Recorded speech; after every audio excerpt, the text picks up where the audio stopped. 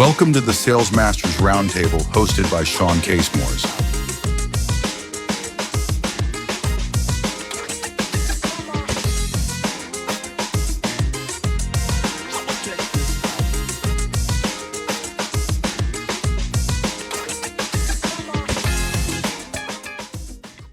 Welcome, everybody, back to the Sales Masters Roundtable. Today, we're very fortunate to have a special guest, Carrie Edie, join us. Carrie, thanks for joining us. Thank you. I'm very honored. And as I had mentioned, a little intimidated. Certainly not our world. We're certainly not the 20-somethings that are used to being on screen all the time. Actually, the 10-somethings, if we're looking at Instagram these days, though, that demographic certainly has it all locked up. So this would need to be a very brief video if that was the demographic we were going after. That's right. That's right. So as viewers know, and those that listen in, I typically follow a pretty structured script, really trying to help others recognize some of the value you bring, your experiences, your ideas. So the first question I always ask is, what was your first job in sales, and what did you enjoy about it the most? Well, does some interesting sales techniques to extend my curfew when I was a teenager count? Because I certainly, it does. Probably tried that, more than anything. So my first job was a retail job. It was, a small stationery store. So I grew up on a farm in Southern Ontario. So most of my work was, that kind of labor, on the farm. But one year I did have an opportunity for a spring job, and it kind of ran into summer, where I kind of was that front end of a stationery store. And that might sound a little boring because, stationery is just envelopes and things like that, but it was more of a gift shop. So it had, it had like local, like artisans, it had, apparel, it had, there's a lot of merchandising, that sort of thing. And so that's what stuck out to me first and foremost. I love to merchandise. I love to kind of set up a story, with the product, put it together, package it, that sort of thing, to make people really understand how they can use it. But I would say that I didn't really realize it until later in life. But what I love to do is when somebody would walk into the shop and they were looking for something, I loved that satisfaction of getting them what they needed. And I would say that there were more times than not, there was people coming in who had no idea what they wanted. Like, you walk into a gift shop, you walk into those sorts of things, and they're like, oh, they're overwhelmed, or they're looking for a particular gift, but they don't know. And I found such extreme satisfaction just being able to, connect them with something that they were really excited, to give a coworker or a family member, or those sorts of things. So solutions, I think, early on is what I loved. Wow. So obviously at some point, maybe a little bit later in your career, you transitioned into more of a leadership role in sales. What made you want to make that transition? Because obviously there's differences between you're the one selling versus you're leading a team of people who are selling. Yeah. I don't think as it was happening, I didn't really consider that I was moving into leadership. I think that there were some things that, just in terms of, my personality, the way that I thought through problem solving, that sort of thing, I kind of got more pushed in that particular direction. And if I reflect, probably as early as very like elementary school and things like that, I was always kind of put in the leadership positions, and probably back in the day, it was considered a little bossy. But, in later life, you transition that into professional leadership. But I think what I continue to focus on, what I got, what satisfied me, which was when I was working with somebody and there was something I could help them with, or they had been through, they had an obstacle in front of them, and I had experience to help them get through that. And so that turned into just that organic move that I like. The more I did well in it, the more I was satisfied with it, the more people I helped, then it just kind of organically went in, to leadership. But I can tell you that I never sought it out specifically. Okay. And just grateful that where my interests and my satisfaction lied, it lined up. Interesting just to how you explain that, the Yeah. parallels between enjoying helping customers in the retail environment and enjoying helping team members, right? Which suggests anyways that that's something that's a driver for you, is being able to help others. So your role today, tell us a little bit about what that role consists of. I know you've had some different roles in your career, so. Sure. My role today is international sales leadership. So I look after North America, and it is a made-to-order custom branding component manufacturer. And it's a B2B structure, like that's our go-to-market strategy. So branding components, that would be those visual components that you would see, in automotive car malls, or you would see, stadiums, retail branding, hospitality branding, those sorts of things. So what we do is we project manage, and we drive that kind of from a 2D or an architectural sort of specification into that real dimensional, signage and branding components that really direct us in terms of, those retail locations, restaurant locations, that sort of thing. So anything from branding to wayfinding signage, that's the world that we live in. So, what are some of the challenges you find today in your role as a sales leader that you come up against? And these can be relative to your team, relative to the economy, relative to competitors. Yeah, I think it always comes down to, so as a sales leader, I want to say that it always comes down to that cohesive communication. I don't think, like, there's nothing revolutionary here that I'm necessarily going to be able to, share, but there's always those reminders. There's a real pace out there. It's so incredibly critical to simplify the message and make sure that it is getting understood. We rush to communicate. We think, just as, different levels in leadership, communicate. We think if we over communicate, we're good to go.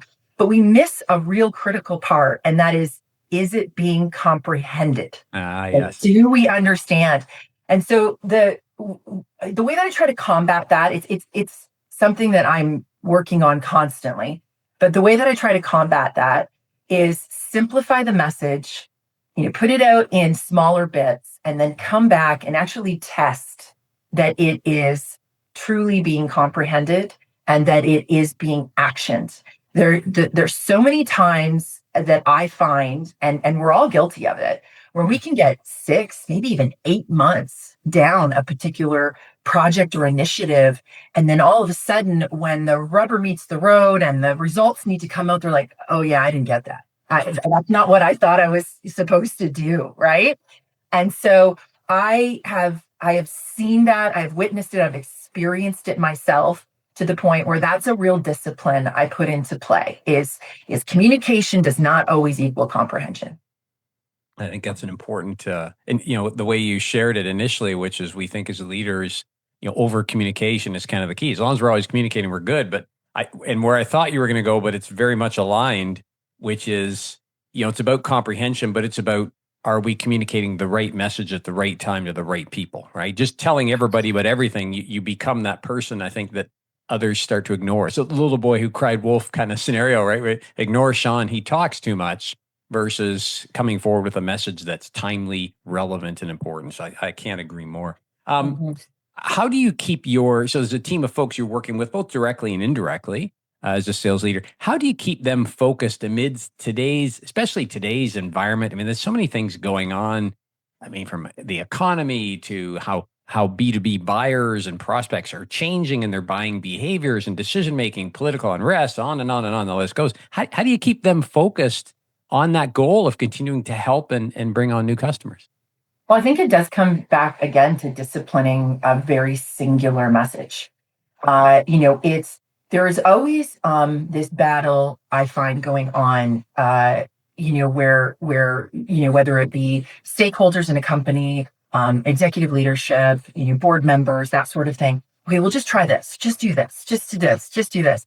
And as team leaders, and especially as a sales leader, because so much of our role is, customer facing and making sure that that's clear, consistent message.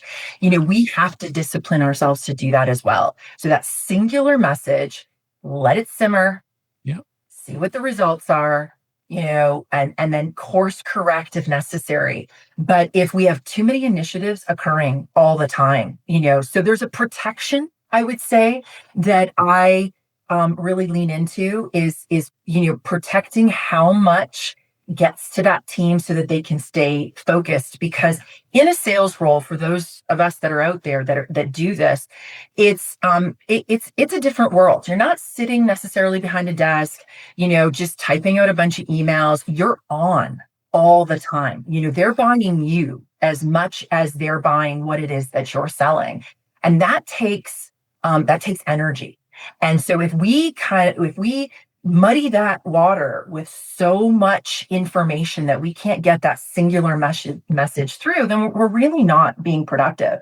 I would say the other thing, certainly the clear singular message, but really celebrate progress, because it's so much more about the routine and the consistency that we put out there versus that end result. Because sometimes what we realize is that through the method, we've learned a whole new result that we can gain.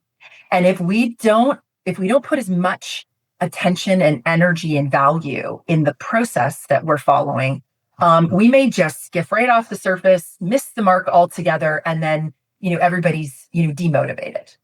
And so really making sure that we are evaluating and celebrating the progress to the goal. That's just really, I think, it's no different than everything in our lives, right? It's teams, families, that sort of thing. We do have to measure and celebrate those milestones along the way. Yeah. I saw a video yesterday of a colleague of mine who was at a sales kickoff meeting. She does similar to what I do, is speak at these events. And she said, as the sales team was entering the facility, the building, they had to climb upstairs. The entire senior leadership team was around the top of the stairs clapping as they came in. Wow. And I thought that is powerful, because it takes the idea of celebration, which absolutely is necessary, but it takes it beyond to say, we're even going to celebrate your year and your efforts. And I think, especially in today's environment, when selling is getting more complex, more challenging than ever before, people don't recognize how much effort it takes to make a sale. And so I think we have to celebrate our salespeople who are putting their best foot forward, or trying to, at least every single day. So I think that's a highly powerful message. It's been a very humbling experience for all of you as well, absolutely, right? So absolutely. So much appreciation. Excellent. Here's a question I like to ask. I'm always curious on the answer. What's something that you wish you knew before you moved into sales leadership that you've kind of learned along the way? So if you could go back and tell your younger self, hey, before you get into this, here's something you need to know, what would that be? Yeah. How important the storytelling is. That's the main thing. And we often, as salespeople, you can read books about, story brand and how to tell the right story to your customers. But the one thing that I feel is just as effective, and probably even more so, to be able to be scalable as a sales team, is the story that you're working with when it comes to your sales team, because they're all motivated by different things. What compels them to take action is all different. And I have really started to appreciate having very dynamic teams, kind of calling out the superpower of each one of those individuals, and how, we kind of lean on each other to make kind of a stable unit. And when I think about it, the goal might be the same. The message at the end of it, or the takeaway, might be the same, but the way in which I explain the why to each one of them might be a little different, because they're all meeting me at a different spot, or I'm, I guess, meeting them at their needs. So I might have somebody that is just a really strong individual contributor that, just has it all locked up and ready to go. And I might have somebody else who's struggling maybe with the admin side of the process, that sort of thing. And I do find a lot of satisfaction in figuring out the right thing that's going to click, with each of them. So I do wish that I would have learned that earlier on.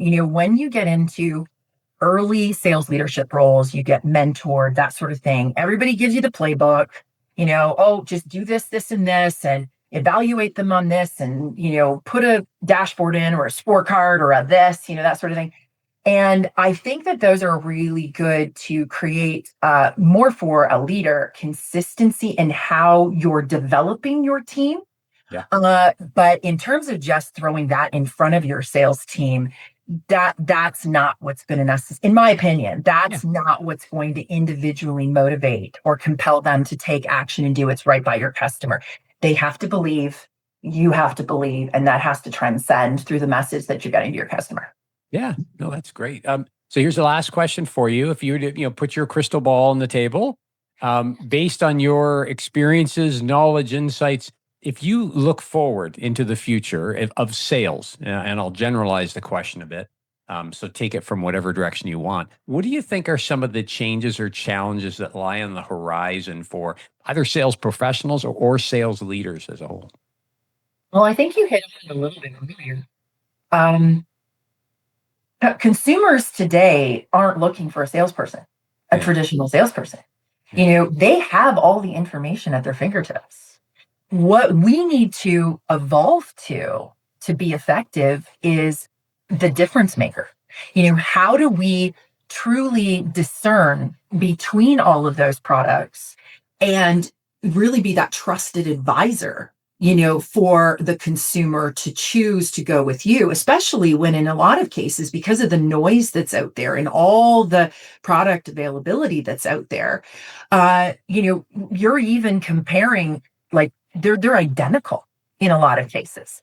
So now what you're doing is you're selling the experience. And that's much harder to do. That's not something that can be done necessarily on features and benefits because you're really having to present it that way. So gone are the days, and we've all heard this, gone are the days you're going to walk into a car dealership and you're going to get sold a car. You're walking into a boutique experience where that car's spinning around on some sort of, beautiful display. You already know what you want. You might have already pre-ordered it.